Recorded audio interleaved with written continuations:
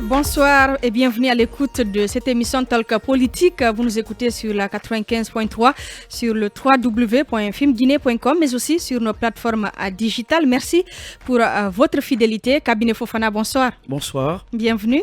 Merci. Bienvenue à vous, Talibé. Bari. Bonsoir, Arissa Tousso. C'est parti donc pour ce numéro de Talk Politique. Venir dans cette émission, la cacophonie qui semble se dessiner au sein de la classe politique comme il fallait s'y attendre. La clé de répartition trouvée hier lundi par des coalitions politiques réunies autour de Dr Ousmane Doré ne fait pas l'unanimité. Parmi les contestataires figurent en bonne place la CPR de Faya Milimono et la CORED de Mamadou Silla.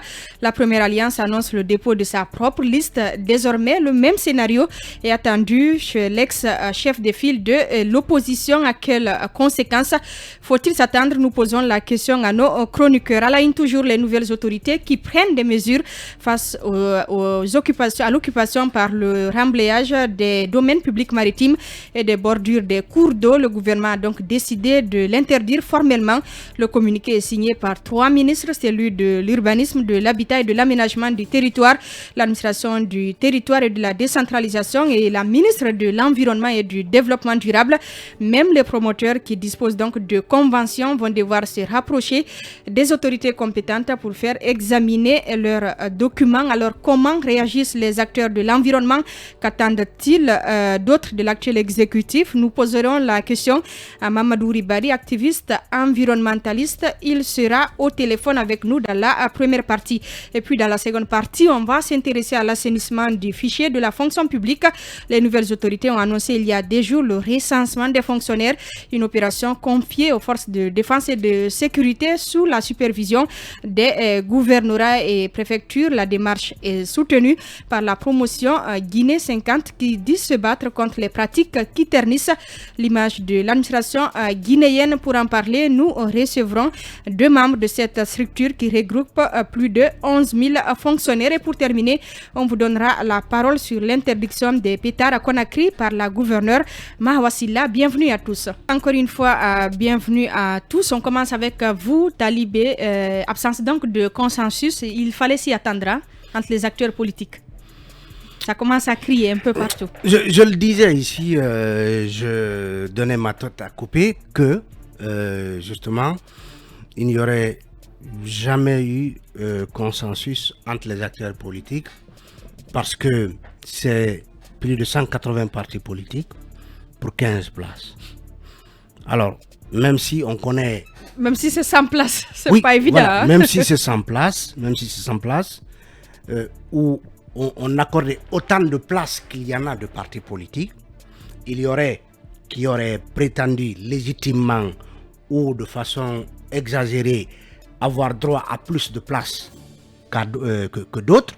Donc, parce qu'on nous parle de 189 partis, si on leur accordait 189 places aux politiques, soit une place par parti politique, il y aurait eu qui aurait estimé avoir droit à plus qu'une place. Les groupements. Hein? Les groupements.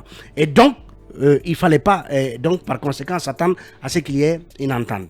Mais ce qui se dessine, c'est qu'il y a comme une majorité confortable pour ceux dont le sort a été déterminé hier. C'est-à-dire le RPG Arc-en-Ciel, 4 places, l'UFDG, donc l'ANAD, 4 places, et 2 places pour la COPED d'Ousmane Kaba, qui a participé à des scrutins ici et qui était même candidat à l'élection présidentielle. Et c'est là que se trouve Ousmane Doré, il ne faut pas perdre ça de vue. C'est là aussi que se trouve Ousmane Doré. Et c'est justement ce que moi je n'arrive pas à comprendre. Comment la COPED peut avoir 2 et la CORED 1? Oui, justement. Dites-moi par exemple au sein de la CORED de Mamadou Silla. Non, dites-moi par exemple. Je vois ça venir. Attendez. Je pense que, honnêtement, il fallait une répartition. Et cette répartition n'aurait pas plu à tout le monde. Aliba a utilisé une expression très intéressante ce matin, avoir une certaine hauteur de vue, pour que chacun, avec le maximum d'efforts, le maximum de sacrifices, accepte qu'il y ait donc un consensus autour d'un minimum.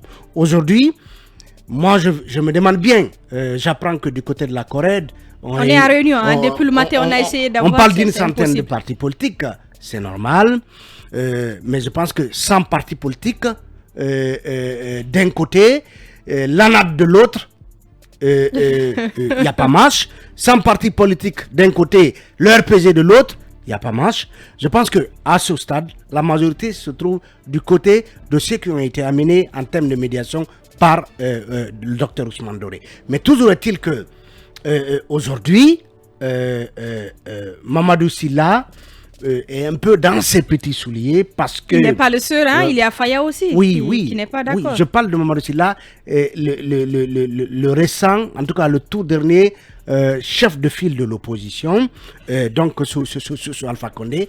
Et ce qu'il faut craindre plutôt, c'est la capacité de nuisance désormais de ceux qui ne se retrouvent pas dans cette clé de répartition. Et je me pose bien la question, quelle va être la démarche, la stratégie qu'adoptera le ministère de l'administration du territoire pour faire la décantation. Parce que j'espère qu'on ne nous parlera pas de tirage au sort, on ne nous parlera pas de tombola. Il faut qu'il y ait quand même un certain nombre de critères définis et sur la base desquels le ministère fera son choix. Ça remettra-t-il à la clé de répartition divulguée hier lundi, ou lui-même voudra-t-il pêcher à nos troubles pour davantage diviser une classe politique dont on sait que cette gente semble bien se méfier? C'est des questions à se poser. Cabinet, est-ce qu'il peut s'en sortir finalement, le ministre Mori? Il risque quand même de se retrouver dans des difficultés parce que la CPR annonce qu'elle va déposer sa liste et on apprend que la Corée s'apprêterait à proposer sa propre clé de répartition des 15 places. Ils sont à réunion, hein? Non, je pense, comme Talibé a dit, que la conséquence, en fait, à ce qui se passe, c'est d'abord la pléthore de partis politiques et le nombre de places qui leur est dévolu. Et l'autre chose, c'est que je pense que le ministère de l'administration du territoire savait tout cela. Il n'a pas voulu aller au bout de la démarche. Parce que la démarche aurait voulu du moment où ils ont déterminé... C'est fait exprès? Oui, je ne dirais pas que c'est fait exprès, mais ils n'ont pas voulu se faire davantage mouiller. Parce que si vous avez déterminé au niveau de la charte la nomenclature du CNT, il fallait, en sachant bien évidemment qu'il y a près d'une 200aine de partis politiques, il fallait tout de suite prendre aussi le soin de déterminer les conditions.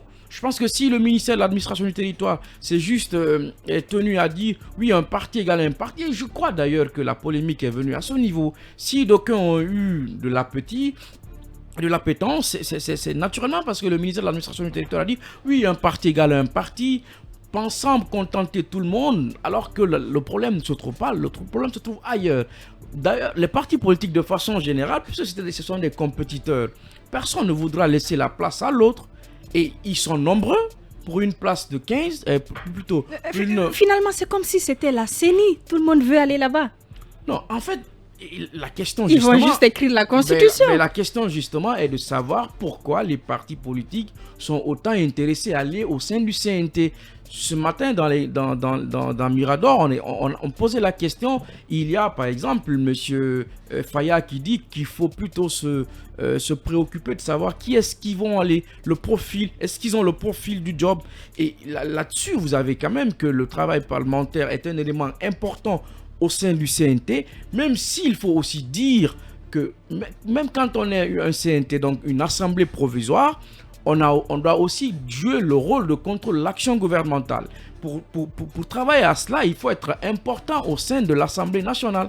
Et les partis politiques, oui, absolument, les partis politiques sur ce deuxième palier ont droit d'avoir beaucoup de place. Mais ceci étant, aujourd'hui, on est devant une situation où, dans un premier temps, ils n'ont pas réussi à faire bouger le ministère de l'administration du territoire, ou plutôt le CNRD, le colonel Mamadi, puisque c'est lui qui a signé la charte. Donc, lui seul, peut-être naturellement, a la possibilité de revoir les contenus de la charte. Ils n'ont pas réussi à faire augmenter le nombre de places. Donc, sans doute, on serait dans un schéma comme ça où les gens ne sont pas d'accord. Mais il faut rappeler que les partis politiques n'ont jamais été d'accord dans ce pays. Absolument. Donc c'est la conséquence de ce, comment on appelle ça, de ce dissensus politique fort. Et vous voyez, dès que le schéma change aujourd'hui, ce n'est plus le RPG ou l'UFDG ils sont ensemble là. Ils sont ensemble. Et je pense qu'il y a quelque chose de formidable que les forces vives ont réussi en 2008. C'est le fait, aussi vrai qu'il y avait des partis politiques, mais aussi des acteurs sociaux, ce qui d'ailleurs aurait pu être un facteur aussi déterminant, ce qu'ils ont réussi à fédérer, avoir un leader. Je ne sais pas comment ça s'est passé. Est-ce que c'est par le fait du charisme d'Alpha ou peut-être on s'est dit bon voilà, c'est quelqu'un qui a un vécu important qu'on le mette devant. On a comme eu l'impression que Alpha était celui qui portait les forces vives et que le choix par exemple d'amener de trouver un premier ministre et même un responsable au niveau du CNT n'a pas été aussi compliqué que cela, même s'il faut quand même dire qu'il y a eu des rififis. Mais je pense que le travail fondamental aujourd'hui auquel Cellou devrait s'y faire, c'est le travail à cela. C'est le travail à ce leadership-là. Parce que ce qui est vrai, c'est que pour le moment, vous avez deux grands partis politiques. C'est ce que Fodé Mohamed disait hier dans l'émission Mirador. Absolument. Je ne pense pas qu'une clé de répartition qui léserait le RPG et l'UFDG marcherait. Parce que ce qui est vrai, c'est que le poids électoral est important dans le choix des partis politiques. Et je crois par exemple que si on s'en tient d'ailleurs au résultat des élections communales, l'UFDG ira en principe avec 5 députés, avec 5 représentants, l'UFDG 7. Donc j'ai comme l'impression que, encore sur ce point-là, les deux blocs... Il y a eu des concessions de part et d'autre. Exactement, les deux ont dû faire des concessions pour que la question d'inclusivité soit de mise. Je pense qu'on ne peut pas demander mieux. Vous voulez réagir? En fait, il y a un élément important à relever par rapport au RPG. Ici, on posait la question à Ousmane Doré. Est-ce que le RPG acceptera de s'aligner sur une répartition que vous feriez? Est-ce que le RPG ne ferait pas, justement, du cas Alpha, une question préjudicielle à son éventuel alignement à la répartition que vous feriez? Le RPG a fait de la réelle politique. Le RPG, cabinet rappelait le cas des forces vives en 2008. Sauf que Lansana Conté n'a pas laissé un parti aussi fort que le RPG l'est aujourd'hui. Lansana Conté est mort de sa belle mort. Le PIP déjà était évanescent quand Lansana Conté mourait. Donc, finalement, Dadis est venu au pouvoir et pratiquement le RPG a été pratiquement oublié et n'avait pas donc cette légitimité, ce poids que le RPG a aujourd'hui. Donc, c'est ce qui fait que Cellou ne peut pas avoir la posture qu'Alpha Condé avait du côté de la classe politique. Parce que le PIP mort, le principal opposant depuis 1993 et qui allait en prison, qui a donc cette aura, c'est Alpha Condé. Mais aujourd'hui, les rapports de force sont les... Voilà, mais aujourd'hui, Cellou a forcément en face l'adversaire. La très récente ex-famille politique. Mais qui tient encore. Qui tient encore. Donc ce leadership les citoyens lambda sur l'ensemble de la classe politique, faut pas s'y attendre parce que le RPG résistera. Damora a dit, on est si gros pour dire que vous ferez avec nous jusqu'à la prochaine élection présidentielle. Peut-être c'est cette élection qui déterminera est-ce qu'on reviendra au pouvoir ou en tout cas on restera, en tout cas on se transformera désormais en opposition au futur président. Et l'autre aspect, c'est que moi je me demande bien aujourd'hui quel est le schéma que nous présentera la CORED. Est-ce qu'ils vont faire une répartition en attribuant aussi des places. Hein?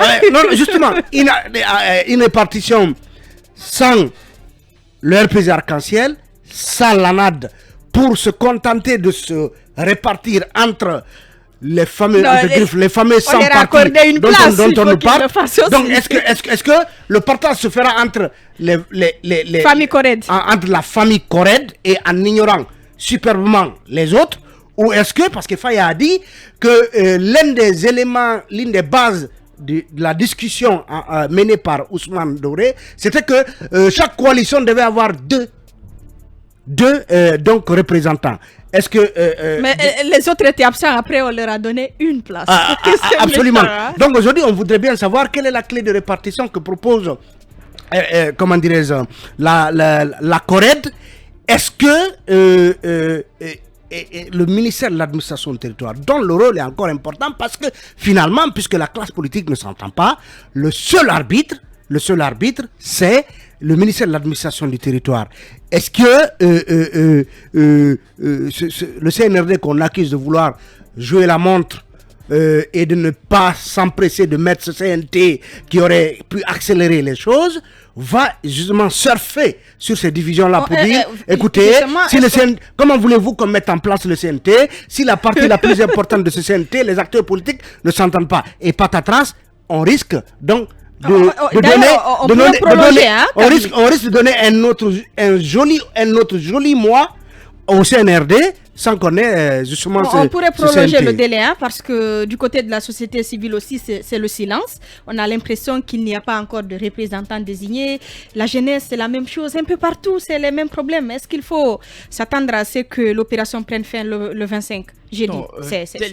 Tel que cela se profile, je pense qu'on en aura encore pour une semaine de plus, quoi, pour permettre aux différentes plateformes de fournir leurs représentants. Je pense que Talibé a tout à l'heure entamé cabinet, si tu peux m'excuser, l'un des pièges justement de la charte de la transition ne nous dit pas à quel moment faut-il avoir ce CNT.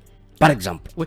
Et mieux, absolument. Et mieux, la même charte ne dit pas à quel moment commence la transition. Vous savez, on a posé cette question. Est-ce que c'est à partir de l'investiture du président de la transition, ou est-ce qu'elle commence? On n'a même pas de durée pour la transition. Oui, justement. Oui.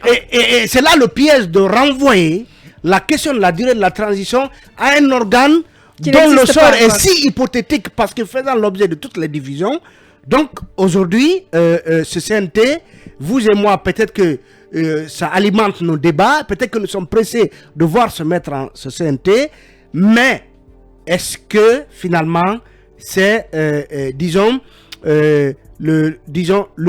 gros piège de la transition voulu par le CNRD lui-même? La question vaut la peine d'être posée. Ça veut dire, cabinet, qu'ils ont intérêt à s'entendre, les politiques, pour ne pas servir finalement l'intérêt du CNRD. Non, mais déjà si vous regardez là, le taux de présence des partis politiques, c'est autour. Il y a quelqu'un qui faisait l'analyse. 13%, 12-13%. Ça veut donc dire qu'ils sont très marginaux, qu'ils ne font même pas une majorité. Presque de la figuration. C'est de la figuration. C'est pas une majorité. Encore que le cabinet accepte cette interaction, encore que c'est 15 qui iront au CNT. Oui, absolument. Personne ne peut gérer. C'est pourquoi quand Ousmane Doré disait ici la dernière fois que personne n'irait là-bas au nom de son parti, mais c'est plutôt au nom de l'ensemble de la classe politique. Personne ne peut jurer entre nous qu'une fois au CNT, certains partis, pêcheurs à nos troubles, ne joueraient pas le jeu du CNRD. Et finalement, c'est comme si c'est la société civile qui s'en sort gagnante, parce que quand on prend tout ce qui est organisation syndicale, jeunesse et autres, tout ça, c'est la société civile, en fin de compte. Justement, je pense que le matin, on était en train de poser la question de savoir, est-ce que l'inclusivité dont on a fait montre au sein de à travers la charte, est-ce que celle-ci devrait aussi prévaloir dans le choix des entités? Je crois que c'est déjà fait en amont, sauf que après c'est très compliqué. C'est très compliqué de faire valoir, parce que les entités n'ont pas les mêmes réalités. Les partis politiques, c'est des logiques qui régissent autres que celles qui prévalent, par exemple, au sein des entités comme les acteurs sociaux et autres. Je pense qu'il y a aussi un autre facteur qui me semble extrêmement important. C'est que quand vous prenez par exemple les partis politiques, pourquoi aujourd'hui tous les partis politiques sont en train de se battre, chacun est en train de se battre pour être à l'Assemblée. Vous savez, les partis politiques jouent l'avenir. Dans la récente étude de la GSP-FIM, on a posé la question de savoir qui est-ce que vous voudrez comme profil pour diriger le gouvernement. Il y a eu une tendance forte vers ceux qui voulaient que ce soit un profil politique. Mais la question était de savoir pourquoi les gens voudraient tant que ce soit en fait un politique. Parce que les gens sont dans une approche électoraliste. Ils se posent la question de savoir, in fine, à la fin de la transition, puisque c'est les élections, qui est-ce qui va gérer les élections? Donc ils ont besoin que ce soit quelqu'un en qui ils ont confiance. Et ça renvoie encore au très conflictogène des élections en Guinée. Vous avez une crise de confiance perpétuelle. Donc les gens ont ça dans l'imaginaire. Ils se positionnent déjà dans l'avenir. Et les partis politiques ont véritablement ce réflexe-là. Et on a ces 9 personnes-là. Moi, je me demande, qui va c'est le CNRD qui va les désigner? Les personnes ressources? Les 9 personnes ressources. Oui, 8 ou 9. Oui, mais bien sûr, c'est le CNRD, c'est le colonel qui prendra... C'est déjà une réserve de voix. Absolument, c'est le colonel qui prendra le soin d'y envoyer qui veut. Et la présidence, parce que ça fait débat aussi, hein. Ça commence déjà sur Internet. On parle beaucoup de dansa, de... Phonique Mengue, on entend beaucoup de choses. Hein? La charte n'explique pas effectivement comment cela va se passer. Est-ce que le président du CNT va être élu à l'aune un peu de la loi qui règle le règlement intérieur de l'Assemblée? Comment cela va se passer? Est-ce que le ministère de l'administration du territoire, encore une fois, va prendre le soin d'édicter un règlement intérieur qui va donc régir l'élection du président de l'Assemblée, de la façon dont le CNT va fonctionner? Et c'est pourquoi je pense que la proposition de Mamadi Camara, le juriste, était importante. Parce qu'il fallait mettre en place un organe, Karamamadi, qui devait chapeauter cela pour que l'intégrité de l'opération ne soit pas entamée et que les gens ne crient pas au vol Et cabinet, avant d'aller à la pause, ce qui est intéressant dans cette crise au sein de la classe politique en vue de la désignation des 15 représentants, c'est que, in fine, on aura ces 15 représentants. Absolument. Mais il y aura beaucoup de mécontents qui viendront renforcer déjà la majorité que le CNRD va avoir entre griffes au CNT. Donc, un CNT, disons, très redevable au CNRD, mais aussi une classe politique qui se sent lésée, une partie de la classe politique qui risque d'emboucher la trompette en faveur justement du CNRD. Et qu'est-ce qui va se passer si on doit... le CNT doit favoriser une transition durable? Il y a forcément une partie de la classe politique frustrée qui va faire le service après-vente du travail que voilà fera donc le CNT. Ce qu'on pouvait dire sur cette cacophonie. On revient juste après les infos. De poursuivre, on va prendre quelques réactions sur nos plateformes digitales. On commence avec Abdoulaye Djoumabari qui nous écrit: bonsoir Arissatou et à tous les talkers. Les partis politiques ne vont jamais s'entendre dans ce pays, même si on les donnait les 81 places au CNT. La faute revient au MATD qui n'a pas fixé les règles dès au départ. J'espère qu'on aura des élections libres, transparentes au sorti de cette transition pour décanter les vrais partis politiques au parti sac à main. La CORED est une coalition qui regroupe plus de partis que de militants. Bonne soirée à vous et big up à Talibé Bari. Il a donc entendu. On poursuit avec Tcherno Sadou. Bonsoir les talkers.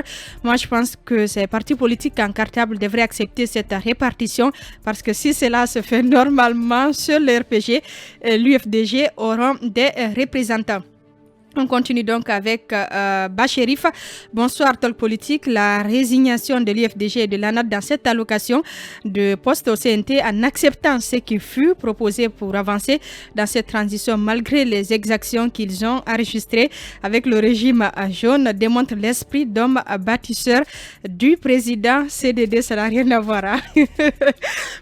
Bolokada Touraman qui nous écrit également: bonsoir mes talkers. Au lieu de nous fatiguer avec ces 15 places, Pourquoi ne pas organiser une élection législative pour nous départager avec ces partis politiques fantômes? Mettons le cœur. Bolokada Touraman, l'enfant chéri de Dinguiraï, communicant du RPG Arc-en-Ciel. On va s'arrêter là, beaucoup de réactions, mais on s'arrête là pour l'instant pour continuer cette émission avec un autre sujet, l'occupation des domaines publics maritimes et bordure des cours d'eau. Les opérations interdites donc à nouveau. Avant de vous donner la parole dans ce studio, on va aller retrouver Mamadou Ribari, activiste environnementaliste. Il est en ligne. Bonsoir et bienvenue. Bonsoir madame. Bienvenue monsieur Barry. Alors comment, pour commencer, vous réagissez à l'annonce de cette décision, même si ce n'est pas une première, ce genre d'interdiction? C'est bien de mentionner que ce n'est pas une première. Dans le passé, il y a eu des décisions allant dans ce sens, il y a même eu des décrets, mais comme vous le savez, le décret ne fait pas force de loi souvent, et c'est quelque chose qui nous préoccupe beaucoup, nous les environnementalistes.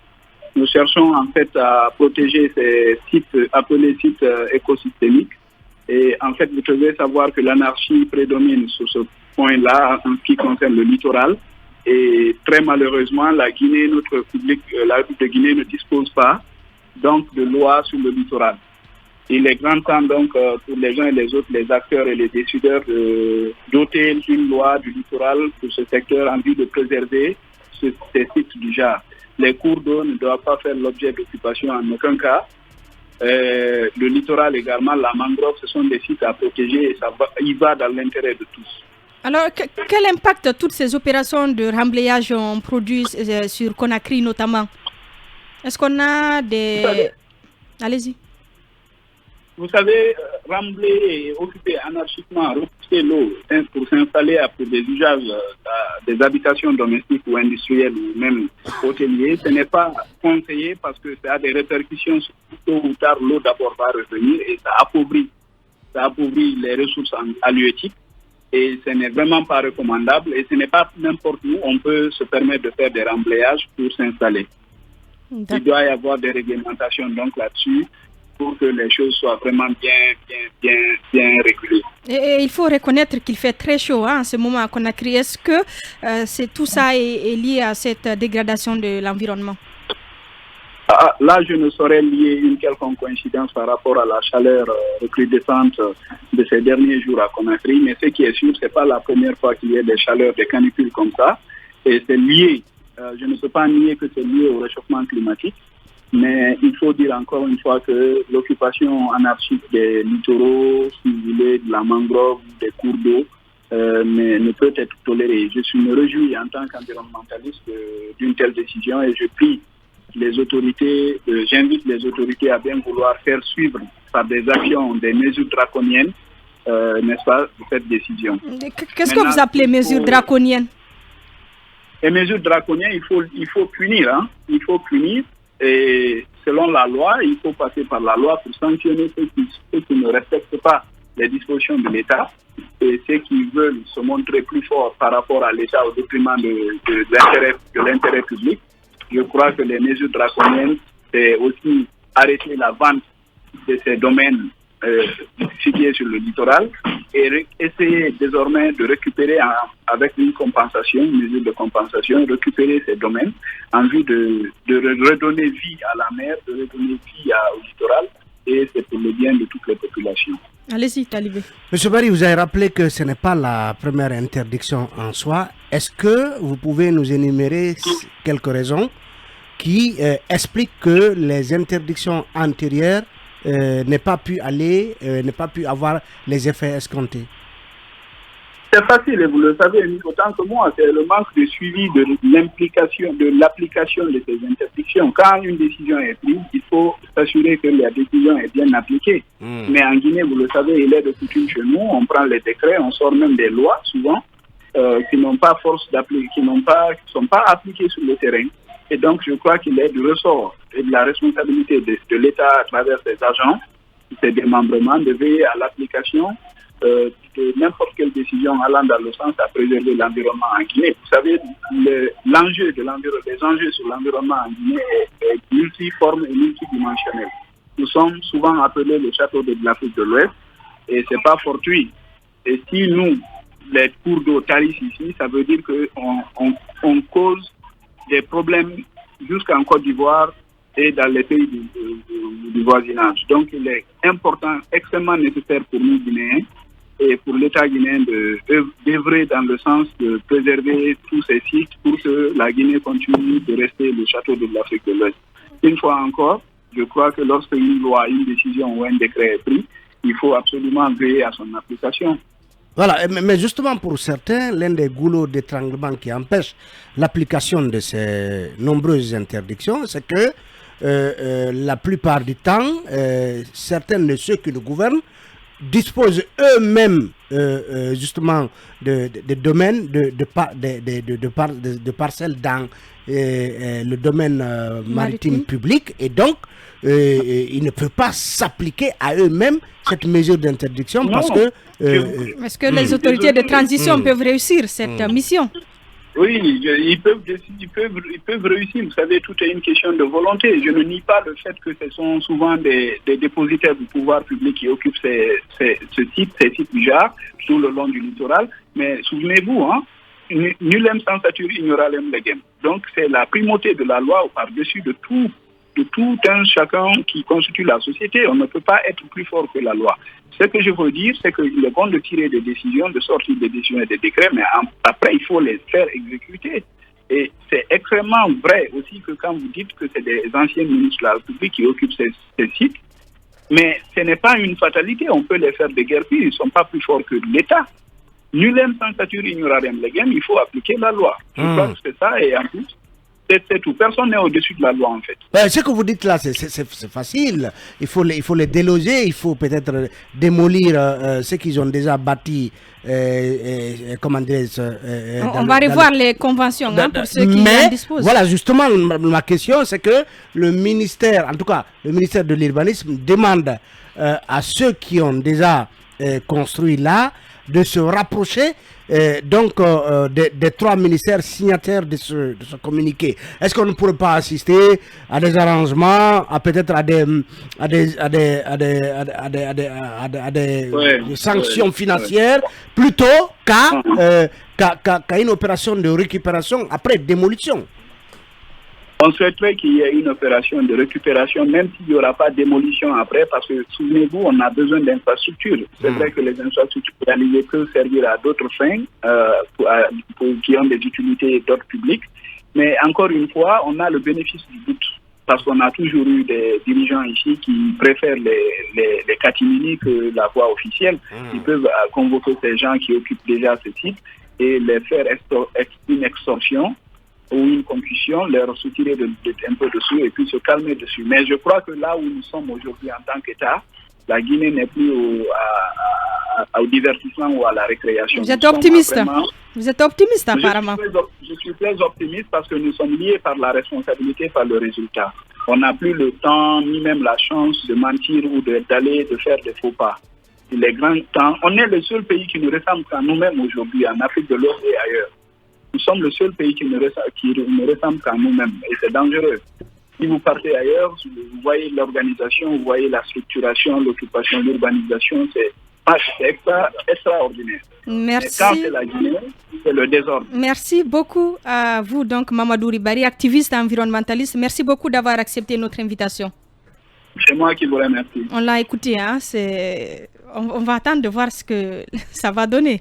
Ce qui est annoncé. En tout cas, puisqu'on rappelle que ce n'est pas la première interdiction, est-ce que ça va être une mesure de plus, une annonce de plus, une interdiction de plus, sans effet? Le régime a changé, hein? Oui, non, le régime a changé, mais cette histoire d'interdiction, elle ne date pas du régime Condé. Effectivement. Sous Condé, on l'a fait. Je pense même que sous le CNDD, on l'a fait. Donc, ce n'est pas que parce qu'on a changé de régime que une telle mesure a la chance d'être appliquée. Parce que, comme il a dit, en la matière, pratiquement, la Guinée ne ressemble qu'à elle-même. Et ces dernières années, ce qu'il faut rappeler, il y a eu beaucoup de remblayage vers Kobaya et autres. C'est la catastrophe là-bas. On voit des maisons dans l'eau. Absolument. Ceux qui y bâtissent justement de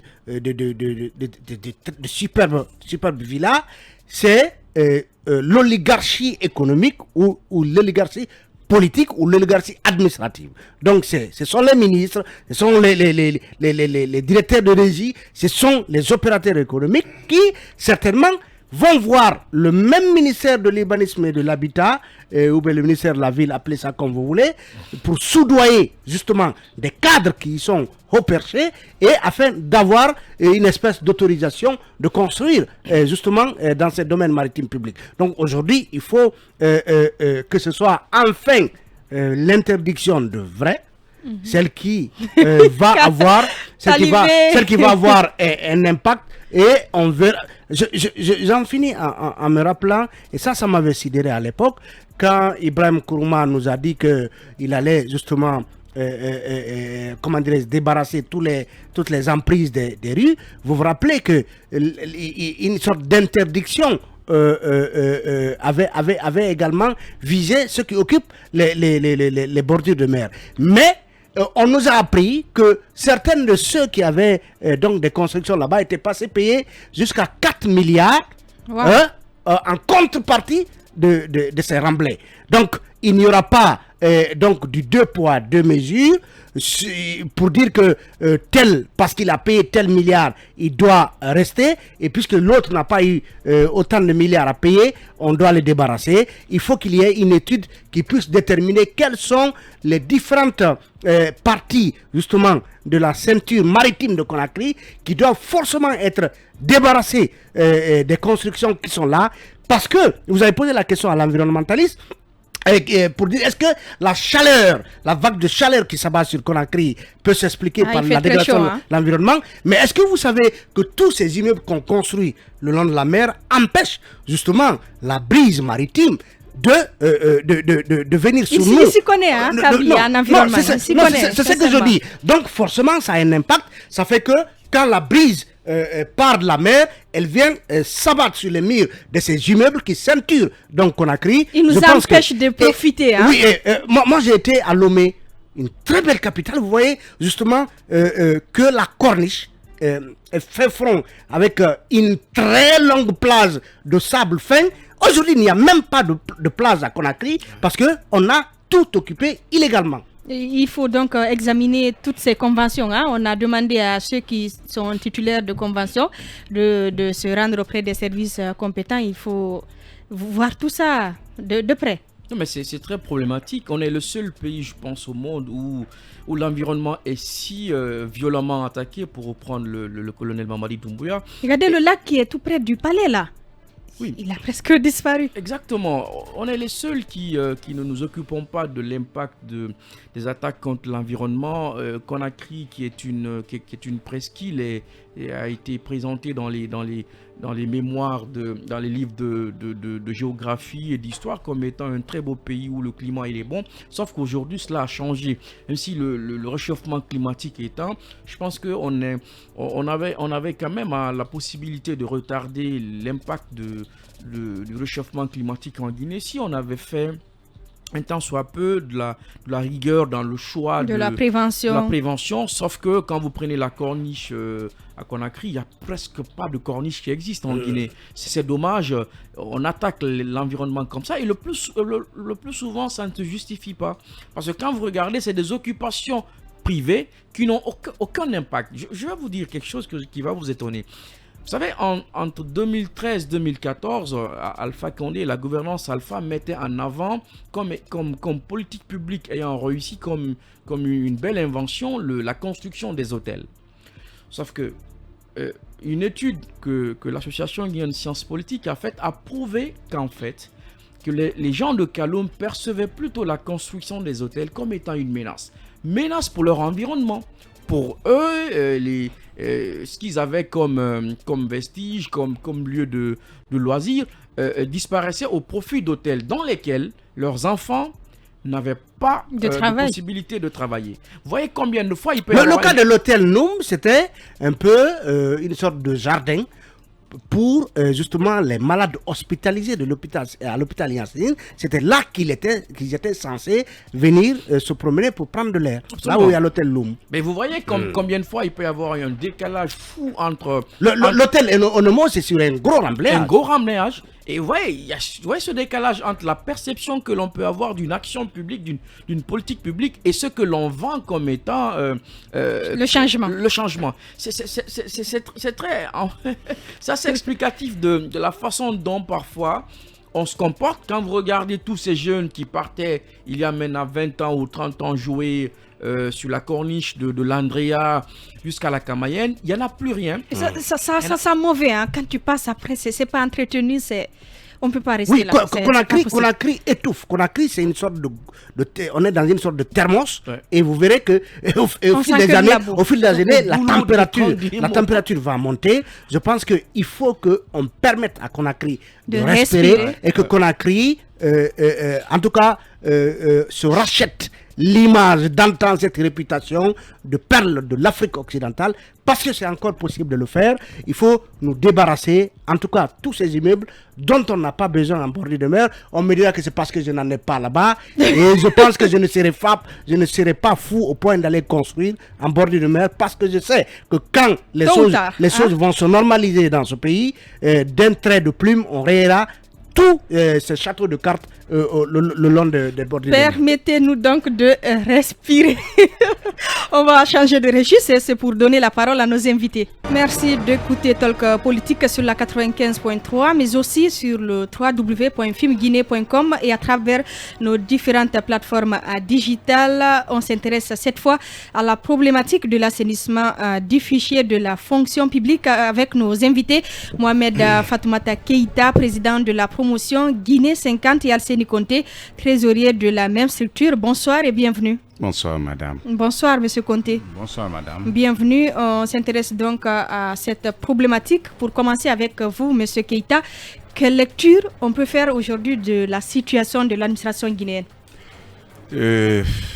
Comment elle se porte? Elle se porte mal. On ne peut pas faire une lecture exhaustive de la situation de l'administration guinéenne. Il y a au sein de l'administration beaucoup de problèmes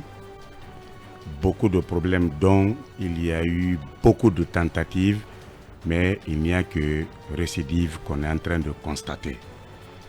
Vous entendez, actuellement, on parle d'assainissement du fichier, ça ne date pas d'aujourd'hui. On a tenté toujours d'assainir ce fichier jusqu'à présent.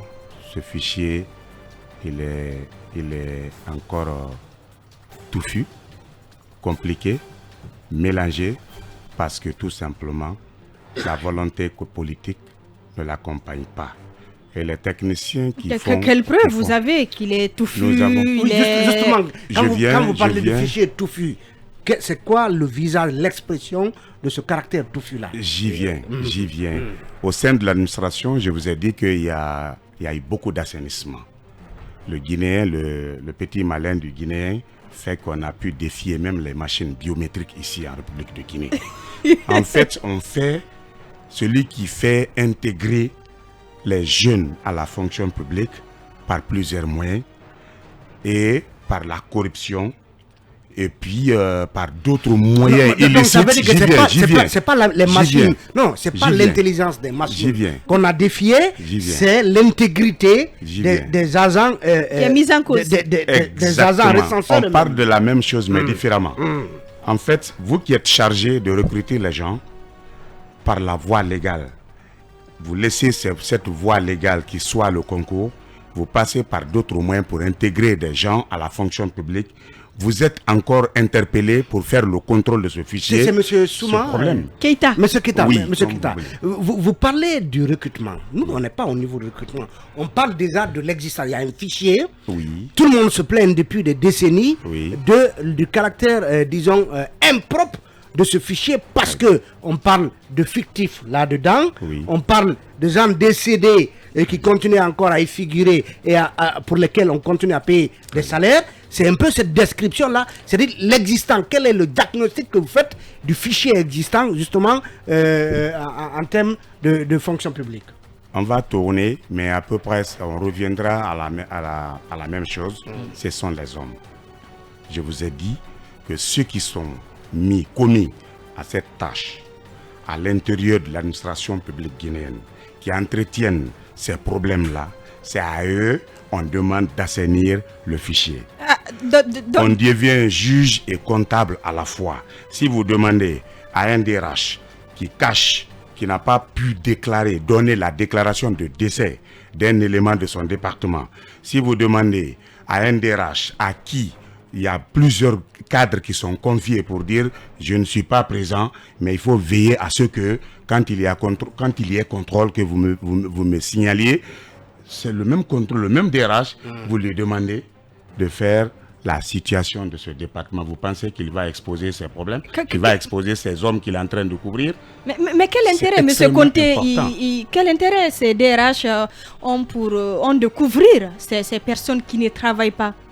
C'est difficile de le dire.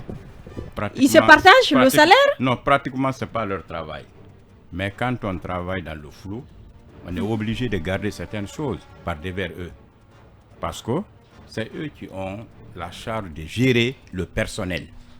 Et ce personnel-là qui est absent, ce personnel qui est décédé, qui n'est pas déclaré, ce personnel qui n'assume pas ses responsabilités, qui est ailleurs, sont cachés par ces gens-là. Mais pourquoi? Pour quelle raison? Quel intérêt ils ont? L'intérêt est simple, c'est un intérêt pécuniaire. Donc ils partagent le salaire. Hein? Quoi qu'il en soit, en tout cas, il y a des retombées financières qui sortent de l'autre côté, qui sont peut-être partagées ailleurs qu'on ne le sait pas. Nous avons des amis, par exemple, qui sont décédés. Quand madame vient, on dit, bon, vous allez continuer à toucher son salaire jusqu'à 3 mois. Sans déclaration, sans aucune notification. Vous allez toucher jusqu'à 3 mois. Mais après, c'est fini. Hein? Madame dit d'accord. Elle ne s'y connaît pas. Après 3 mois, elle disparaît. Elle ne revient plus chercher le salaire de son mari.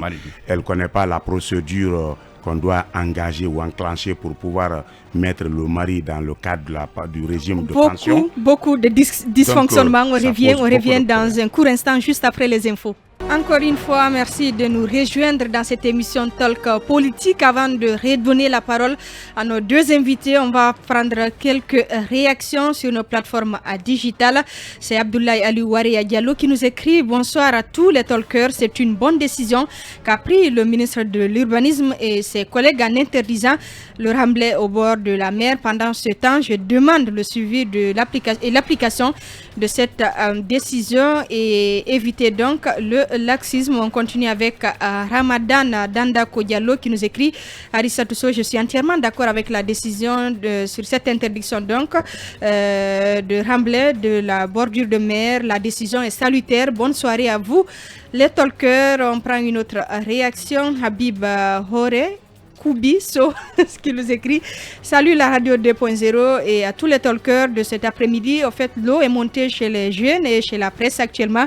Il pleut entre les partis politiques et attendons tous qu'elle fasse une inondation dans la société civile, ce qui montre qu'aucune structure du pays n'est organisée en tant que telle. Habib donc Hore Koubiso qui nous écrit l'enfant de Dingira et depuis et Kanka Nabaya et notre auditeur Sonoussi qui nous a également envoyé un message. Au petit bateau aussi c'est le même cas, il le dit, ils ont poussé la mer par ces remblais. Sonoussi depuis Bailobaya. On revient dans ce studio avec nos invités cabinet. Mais peut-être la question que j'ai envie de savoir, est-ce qu'aujourd'hui le fait que il y a quand même un nombre important de gens qu'on a bancarisés, les gens sont dans les banques, comment vous expliquez par exemple que quelqu'un qui est décédé et qui est dans une banque, comment se fait-il par exemple que le DRH ait accès par exemple à son solde quand on sait qu'il n'a pas la possibilité d'y accéder parce que la banque est quand même c'est personnel, le compte bancaire est personnel. Comment cela est possible? Parce que moi j'ai cru comprendre que une des solutions à tout ça, à ces fraudes, des consorts, ces détournements de soldes et tout, était du coup la bancarisation. Bon, vous avez touché à un aspect très important où les fonctionnaires de la 4e semaine se cachent derrière les banques. Vous voyez beaucoup de chômeurs actuellement, des fonctionnaires qui ne travaillent pas. Quand c'est bancarisé, ils ne viennent plus. À la fin du mois, ils viennent, 4e semaine, ils viennent et touchent à leur salaire. Je vais vous dire. Ce n'est pas un bon système pour nous? De bancarisation, c'est le meilleur système. Dans le monde, c'est ça. Moi, j'ai évolué au privé d'abord 10 ans avant de m'intéresser à la fonction publique. Dès que je suis arrivé, on me demande mon compte bancaire. Mais dans notre contexte. Donc, dans le contexte, c'est normal. Sauf que ce n'est pas accompagné par la volonté et par le civisme qui doit accompagner, le patriotisme qui doit accompagner la chose. L'état de salaire s'établit avant le versement. Ça veut dire quoi? Ça veut dire que au niveau des finances, c'est connu qui doit être payé à combien et l'ordre vient de là-bas avant d'envoyer à la banque. Ça veut dire qu'il y a une complicité au niveau avec tous les services. C'est toute une chaîne, madame. C'est pourquoi je vous dis que vous n'aurez pas de statistiques sur le nombre de fonctionnaires. Allez-y à la fonction publique ou aux finances, vous dites, il y a combien de fonctionnaires en République de Guinée? Personne ne peut vous répondre. C'est dans la confusion là et c'est dans l'anarchie là que les gens s'enrichissent. Parce que quand c'est confus, il y en a qui profitent pour gagner quelque chose. Mais vous n'avez pas répondu à ma question. Voilà. Pourquoi, malgré que les gens soient dans les banques, soient virés, que l'on continue à constater que les DRH bouffent l'argent des gens qui sont morts? Non, tout le monde n'est pas bancarisé. C'est pas obligatoire. Le taux de bancarisation des fonctionnaires. Bon, je ne saurais le dire. Je vous dis que les statistiques n'existent pas. Si vous vous fiez aux chiffres en Guinée, par rapport... Attendez, on entretient, je vous le dis. Nous, avant de venir, on a fait un diagnostic institutionnel, chacun dans son domaine. Je suis au ministère des Affaires étrangères, je peux vous dire pratiquement qu'est-ce qui existe au ministère des Affaires étrangères. Ainsi de suite, ainsi de suite. Nos points focaux sont dans parce tous qu'on les nous parle de plus de 11 885 cadres recrutés suite à un concours organisé. Je parle du ministère des Affaires étrangères, on nous parle d'un minimum de 1800 cadres. Oui. C'est ça? Bon, à peu près. Tout est à peu près. 1400, tout est à peu près. C'est pas clair, hein? C'est pas clair. Personne n'a les statistiques exactes. Vous comprenez? Si vous avez ça, les confusions là dont on est en train de déceler, ça ne va pas se comprendre. Vous comprenez? Il faut entretenir la confusion. Mais vous dites que l'état des salaires est établi avant... l'ordre de virement. Avant l'ordre de virement. Et puis on fait l'ordre de virement après, ensuite on fait le virement. Oui. Expliquez qu'est-ce qui cloche à ce niveau et qui fait que la bancarisation qui aurait pu nous aider justement à limiter les dégâts en termes de fictifs et autres, qu'est-ce qui fait que ce procédé-là ne vous convainc pas? Vous savez, non, je dis, peut-être qu'on ne se comprend pas, la bancarisation, c'est une action salvatrice. Oui, absolument. C'est extrêmement important. Le biaitage, ça pose des petits problèmes, les rangs, les fils, longues files avant d'avoir son salaire. C'est pas bon. La bancarisation, c'est meilleur. Parce que, par exemple, dans le bulletin ici, tout de suite, on parlait du cas des travailleurs de l'Assemblée. Oui. Justement, ces employés, et en tout cas les fonctionnaires parlementaires, ils se sont battus des années sans jamais avoir pu se faire bancariser. On les paye au biaitage, justement, au niveau... Donc, ça veut dire qu'il y a certains services, certaines institutions de l'administration où on entretient encore, justement, ce biaitage. Voilà. Je retiens là peut-être que ça peut être le motif, sinon c'est banal. Hein. C'est banal. Tu veux être à la banque, tu peux aller à la banque. Les banques même veulent que les gens viennent vers elles. Voilà, nous par exemple, quand on était nouvellement recrutés, nous avons envoyé 400 et quelques personnes à la Société Générale de Banque. On a fait un contrat, on a dit bon, on va envoyer les hommes et vous aussi en contrepartie, au moment venu, quand on veut le prêt, vous nous accordez des avantages en enlevant en exonérant les frais de dossier et tout ça là. C'est banal. Mais ils ont peut-être d'autres motifs cachés qu'on ne maîtrise pas. Mais sinon, la bancarisation, elle est ouverte à tous les cadres. Hein. Alors, c'est un chantier sur lequel le CNRD veut aller. Il y a une possibilité aussi. La bancarisation, c'est la meilleure option. Mais pensez et imaginez que c'est possible de dévirer quelqu'un qui est bancarisé. C'est possible. Oui, on peut. Quelqu'un qui est à la banque, il y a cette possibilité pour ceux qui gèrent son salaire d'aller au niveau des finances, prendre son salaire au niveau de la banque, le ramener au biaitage. Il y a cette possibilité. Pour qu'il se présente, hein? Oui, il y a cette possibilité qui se fait. Quelqu'un qui... la présence effectivement, ça se fait. Ça se fait quand vous demandez les fonctionnaires, ils le disent. Quelqu'un qui est décédé, par exemple, et qui est viré à la banque, qui ne reste pas redevable à la banque, c'est possible de prendre son salaire à la banque et le ramener au biétage. Est-ce que vous êtes en train de dire que pour ce qui est des personnes décédées, les responsables des ressources humaines peuvent aller donc demander que leur compte au niveau des différentes banques soit fermé et que qu'ils reviennent à ces mêmes responsables des ressources humaines d'aller chercher leur salaire au niveau du biétaire. Du biétaire. Effectivement. Oui, effectivement. C'est un circuit. Ils sont incriminés. Hein, donc c'est un circuit. Et c'est comme cela que certains s'adjugent les salaires des personnes décédées. C'est un circuit. C'est un circuit qui se fait. On ne peut pas dire directement que ils prennent de ce salaire. Mais cette possibilité-là existe de dévirer quelqu'un et le ramener son salaire au biétage. Même si elle ne peut pas à son gré. Et si l'intéressé d'ailleurs n'existe pas, c'est une possibilité. Et il y a une possibilité aussi de prendre un salaire ici, qui est au compte du ministère des Finances, l'envoyer au ministère du Plan.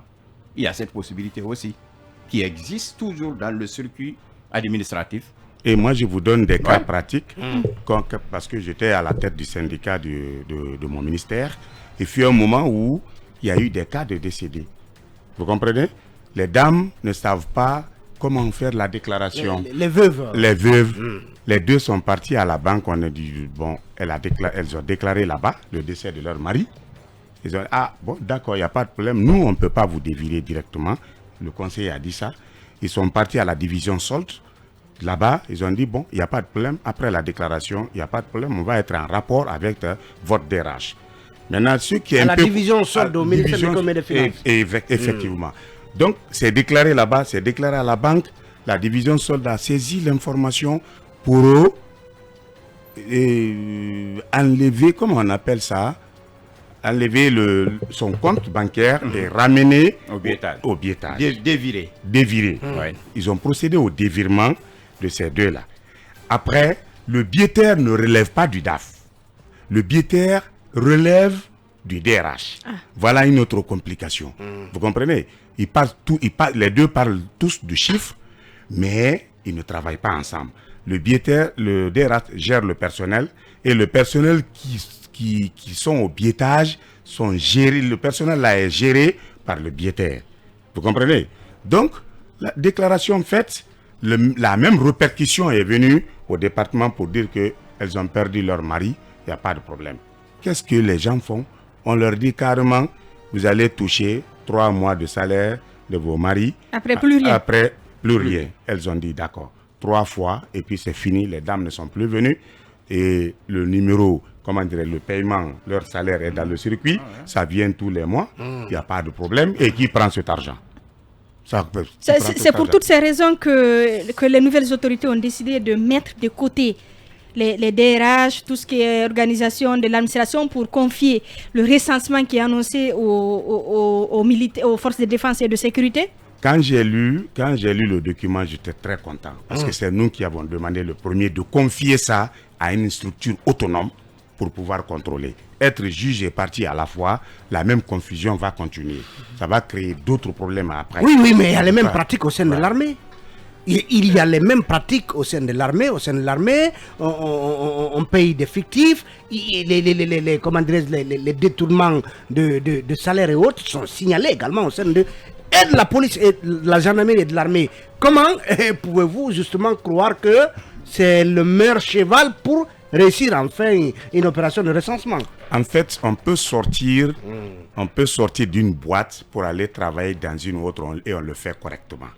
On ne demande pas à l'armée de faire le recensement au sein de l'armée. On dit à l'armée, dans le contexte actuel, on demande à une équipe de l'armée d'aller contrôler chez les civils. Je pense qu'il faut leur donner un bénéfice de confiance. On va voir comment ils vont s'y prendre. Mais je pense qu'il faut confier à une équipe autonome qui ne soit pas fonctionnaire, neutre, dont les noms n'existent pas sur le fichier de l'administration publique guinéenne. Et ça peut aller vite et bien fait. À quoi on pourrait s'attendre? Qui vous dit qu'on ne va pas corrompre également les mêmes équipes des forces de défense et de sécurité qui vont procéder à ce recensement? Et parce que le ministre Mori s'est quand même montré très ferme dans le communiqué. Oui, être ferme, oui. Mais les pratiques ont la peau dure dans ce pays Et ces pratiques ont irradié tous les segments de l'administration, même au sein de l'armée. Donc, la question, est-ce qu'il suffit tout simplement de confier aux forces de défense et de sécurité pour qu'on ait l'assurance que c'est clean? Monsieur le trésorier. Ouais, nous, à notre entendement, nous, on croyait qu'on allait confier ça au moins à un cabinet spécialisé. Voilà, absolument. Nous, finalement, c'est faute de mieux que vous vous contentez des forces de défense et de sécurité. C'est faute de mieux. Sinon, nous, on voyait un cabinet spécialisé dans le domaine et peut-être un cabinet international. Parce qu'on a trop essayé. Si on envoie un cabinet spécialisé avec vraiment un traitement adéquat, je crois que ce cabinet peut sortir des résultats vraiment intéressants parce que c'est une manne financière que l'État est en train de perdre. C'est une manne financière. Cette déperdition, si on la maîtrise bien, ça peut servir au recrutement d'autres jeunes qui attendent. Nous, c'est notre combat. Nous souhaitons que ce fichier-là soit assaini pour que d'autres Guinéens qui ont terminé les études, qui croient à leur pays, puissent être recrutés pour servir le pays. Oui, parce que quand vous voyez le budget des différents ministères, la ligne dédiée au salaire est toujours la plus importante. Et l'erreur, mais parfois, on se demande bien. On a vu, par exemple, excusez-moi, l'entretien, les salaires primes des députés ont bondi de 85 milliards au compte de la loi de finances rectificative. Ça veut dire que c'est une idée que le colonel peut bien saisir en faisant confiance comment dirais-je, en recrutant un cabinet international, Non, absolument. Non, je pense que là-dessus, moi, je suis parfaitement d'accord avec eux qu'il fallait plutôt confier ce travail-là au cabinet parce que je ne suis pas très sûr que l'armée soit formée à cela. Est-ce qu'il y a une entité au sein de l'armée aussi sérieuse que soit l'armée et l'entité en tant que telle? Est-ce qu'elle a plutôt les outils nécessaires pour déjouer un peu tous ces stratagèmes-là? Parce que c'est vraiment une industrie, quoi, une véritable industrie mise en place, superbement bien huilée, qui fonctionne à foison. Et je rappelle d'ailleurs que les mêmes pratiques existent dans l'armée. Rappelez-vous des fameux bulletins rouges. Je pense que jusqu'à présent, à moins que je ne sois démenti, je pense que jusqu'à présent, il y a beaucoup de militaires qui sont au biétage. Est-ce que la réforme de l'armée, par exemple, la réforme de la fonction publique, n'a pas pris ça en compte parce qu'on aurait dit à Alpha Condé, non, t'occupe pas de ça parce que cette histoire-là, il faut la laisser, c'est une bombe à retardement. Je pense qu'aujourd'hui, il faut par exemple chercher à savoir est-ce que les fameux bulletins rouges continuent encore à exister au sein de l'armée. Parce que je me rappelle par exemple que Conté, cette question de bulletin rouge est revenue à plusieurs reprises. Les 2 fois où il a fallu être déposé par l'armée, c'était justement autour de cette question de bulletin rouge. Est-ce que cette armée-là s'est assainie, elle est devenue clean au point de porter une opération même propre au sein de la fonction publique, à laquelle d'ailleurs, est-ce que les militaires ne sont pas de la fonction publique? Non. D'accord. Ils ne sont pas gérés par la fonction publique. Mais la police, oui. On a des forces de défense et de sécurité. Il y a des services paramilitaires qui sont gérés à la fonction publique. La police, les policiers par exemple. Mais l'armée, ça c'est... Militaires, gendarmes, ça c'est autre chose. Mais vous croyez à cette opération? Et pourquoi? Est-ce que vous trouvez... Vous avez vu dans la loi de finances rectificative, ce que Talib est en train de dire... Allons sur le recyclage, le recyclage de certains fonctionnaires. Est-ce qu'une seule fois, vous avez vu, on est en train de voter le budget de l'armée à l'Assemblée, une seule fois? Vous l'avez vu? Vous avez vu un ministre de la Défense en train de défendre? Il y a le budget du ministère. Non, je n'ai pas dit il n'y a pas de budget. Je dis, est-ce que vous avez vu une seule fois à l'Assemblée le ministre de la Défense en train de défendre le budget de l'armée? Ah si? Non. Si? Non. Il y a la loi de programmation militaire, non, je n'ai pas dit exemple. Ça.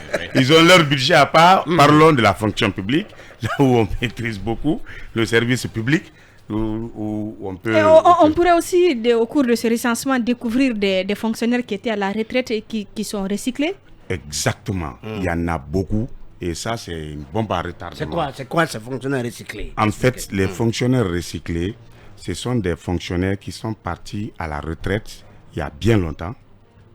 Mais par copinage, par des relations interpersonnelles, ils sont revenus par le trichement de leurs amis, qui sont à des postes responsables, des positions importantes, qui les font revenir pour les mettre à des postes clés sous décret. C'est extrêmement important. Ça fait un blocage. La carrière ne va pas, ça va pas suivre. Ceux qui doivent monter, qui ont eu des expériences maintenant, qui sont jeunes, qui peuvent assumer ces postes de responsabilité, ils n'auront pas la tâche. Donc, c'est une crispation complètement, un dysfonctionnement qu'on connaît depuis des années. Donc, ils reviennent à tour de rôle. Ils reviennent comme contractuels, en quelque sorte, parce qu'ils ont une expertise dans ce domaine, ou ils se refonctionnalisent à nouveau, c'est ça? Ils deviennent des fonctionnaires. Les deux existent, les deux cas existent. Je vous avoue qu'il y a des fonctionnaires qui sont des recyclés, donc notre matricule est plus âgée que les leurs. C'est grave. Ils sont partis à la retraite, se sont arrangés à trouver de nouveaux matricules. Nous avons le numéro matricule 24, ils sont à 25. Donc nous, on va partir à la retraite encore avant eux. Donc ils vont reprendre. Le second aspect, vous vous souviendrez que récemment, on a créé une catégorie de contractuels en République de Guinée. Il n'y en avait que 2. Contractuels temporaires, dont le renouvellement se fait par an, et le contractuel permanent qui dispose des bulletins par mois. Ça existe. Mais là, la troisième catégorie, c'est de demander à nos amis de la diaspora de rentrer au pays pour servir. Mais vous cédez, là où vous travaillez, vous rentrez et on va vous payer de façon conséquente. C'est ce qui a été dilué par d'autres fonctionnaires qui sont partis à la retraite. On les récupère, on les met dans cette catégorie-là. Au lieu de 3 millions, ils peuvent aller à 9 à 10 millions. C'est-à-dire que je sers en France, je prends $2000, voilà. On me dit rentrez, on vous paye l'équivalent de ce qu'on me paye, l'équivalent de $2000 en francs guinéens. Très bien. Et donc des fonctionnaires à la retraite se recyclent en se faisant passer pour ce genre de Guinéen, pour ce type de Guinéen. Très bien. Super. Par le trichement des gens qui sont à de bonnes positions. Voilà. Pour terminer très rapidement, qu'est-ce que vous attendez aujourd'hui? Nos attentes sont grandes parce qu'elles touchent tous les fonctionnaires guinéens. Nous, le combat que nous menons, c'est le respect du plan de carrière. Ce respect du plan de carrière exige à ce que le fonctionnaire évolue dans sa carrière administrative. Il rentre à la fonction publique, il est chargé d'études. Quelques années, il devient chef de section, chef de division, jusqu'à directeur. Mais c'est ce plan de carrière qui n'est pas respecté dans l'administration. Aujourd'hui, nous avons fait près de 14 ans. La plupart de nos amis sont au niveau de chargé d'études, donc qui ne évoluent pas. Et pratiquement aussi. Et on a un groupe d'amis qui sont... On a pris assez de temps pour continuer. Grand merci d'être passé donc dans ce studio. On aura l'occasion de relancer le débat. Merci beaucoup donc à vous, Mohamed Fatoumata Keïta, président de la promotion Guinée 50 et Alseni Conté de la même structure. On vous donne la parole pour 1 minute. C'est peut-être ça la politique, le compromis perpétuel entre compromis et compromission. FIM FM. Talk politique, ils ne s'en foutent pas. Leur avis compte. 81-85 pour vous exprimer dans cette émission et réagir. Bonsoir et bienvenue qui est aussi parti 81-85 pour vous exprimer donc sur l'interdiction des pétards à Conakry, décision prise hier par la gouverneure Mawasila. Un auditeur, bonsoir et bienvenue. Encore une fois, bonsoir Madame Arissatou, bonsoir à toutes et à tous. Bienvenue très rapidement. Si vous me permettez très rapidement, je voudrais demander cette doléance, n'est-ce pas, à monsieur le directeur. Heureusement que Talib est là, pour que vous soyez choisi pour, n'est-ce pas, animer l'émission Mirador. J'ai tellement dit ça. Merci, bon je fais déjà assez, il veut me donner du travail. Merci beaucoup. On prend un autre 81-85. Bonsoir et bienvenue. Bonsoir à Rissatou et bonsoir à M. Talib Esso et à l'ensemble des auditeurs de FIM FM. Bienvenue, nous vous écoutons très rapidement. Merci, c'est pour l'auteur au Lican et c'est une très belle décision parce que vous n'êtes pas sans savoir aujourd'hui, vous allez entendre des coups de feu partout, tu ne sais pas c'est qui, les balles ne sont pas immatriculées. Même si tu prends une balle et envoies ailleurs pour demander à qui appartient ou bien c'est dans quelle compagnie, personne ne peut justifier la balle, mais je pense que c'est une très belle décision et je salue très infiniment, je remercie très infiniment M. Talibé de prendre le nom désormais Sow parce que c'est important. Merci. Il ne l'accepte pas. Merci beaucoup. 81-85, un dernier. Bienvenue. Qui est parti. On va donc rendre l'antenne. Grand merci à Touré pour la conduite technique et à Ibrahim Assila qui nous a également accompagnés du côté de la technique. Merci à Talibé Bari, à Cabinet Fofana. Tout de suite, c'est Film Soir avec l'équipe de la rédaction.